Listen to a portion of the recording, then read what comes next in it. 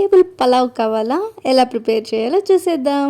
Oil వేసుకొని oil వేడెక్కాక కొద్దిగా సాసులు అండ్ ఇలాచి, కొద్దిగా లవంగం, చెక్క అండ్ కరివేపాకు అవన్నీ కూడా వేడెక్కాక పచ్చిమిర్చి వేసుకోవాలి. పచ్చిమిర్చి బాగా చిటపట్లాడాక కొద్దిగా ఆనియన్స్ అనేది మనం యాడ్ చేసుకోవాలి. ఆనియన్స్ బాగా బ్రౌన్ కలర్ వచ్చేసాక ఇందులోకి మనం కచ్చా పచ్చాగా మనం మిక్సీకి వేసుకున్నటువంటి అల్లం వెల్లుల్లి పేస్ట్, అంటే అల్లం బాగా మిక్సీకి వేసుకోవాలి, వెల్లుల్లి కొద్దిగా మనం కచ్చా పచ్చాగా మనం మిక్సీకి వేసుకోవాలి. ఈ మిశ్రమాన్ని ఇప్పుడు ఆయిల్లోకి వేసి బాగా మనం ఫ్రై చేసుకోవాలి.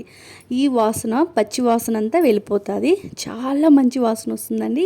అప్పుడు మనం ఇందులోకి అన్ని వెజిటేబుల్స్, నేనైతే రాజ్మా తీసుకున్నా అండ్ బఠానీ, క్యారెట్, బీన్స్ అండ్ నౌకోల్ అండ్ ఇంకా ఏంటేంటి రాజ్మా అన్నీ కూడా నేను ఆల్ వెజిటేబుల్స్ అయితే తీసుకున్నా.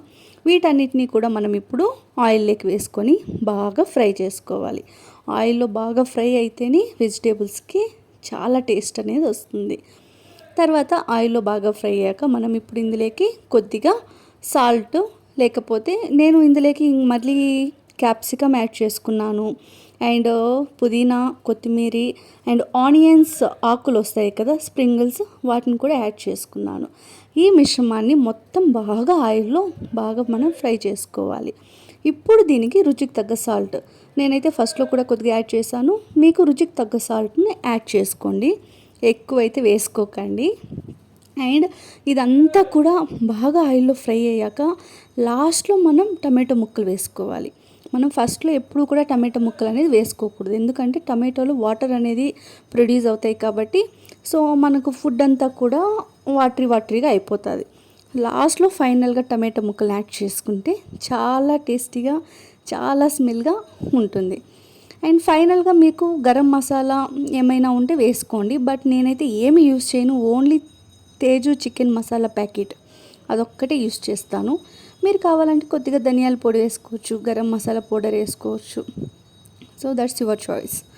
అండ్ ఈ మిశ్రమాన్ని బాగా ఆయిల్లో ఫ్రై చేసుకున్నాక ఇప్పుడు మనం తగిన వాటర్ అనేది అందులోకి యాడ్ చేసుకోవాలి.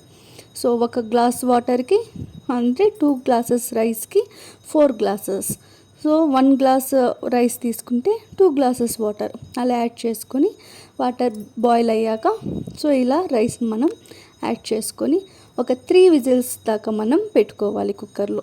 తర్వాత చూడండి, ఆఫ్టర్ 3 విజిల్స్ తర్వాత ఎంత బాగా వచ్చిందో రైస్, చాలా టేస్టీగా ఉంటుందండి. ఇందులోకి పెరుగు పచ్చడి కావచ్చు, లేదా నాన్ వెజ్ తినేవాళ్ళు నాన్ వెజ్ కూడా ఏమైనా చికెన్ గ్రేవీ అలా కూడా